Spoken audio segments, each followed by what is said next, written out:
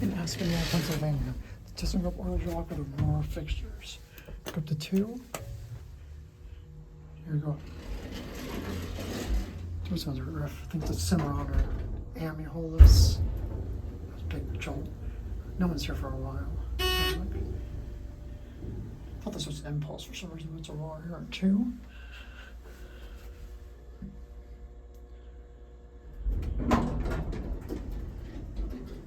That literally sounds like it has the door operator normally on Impulse, not Aurora. That's normally door. Back down to 1. The chime sounds a bit sick. It's a push-pull stop switch, which is interesting for an Aurora. It's a Dover style too. Fire service is under there. This elevator is probably installed under PA34. It's a basic gray laminate cab. Definitely very early Aurora. It seems like here we're back at 1. I'm not sure why there's not padding on the back wall. That's how that is, I guess.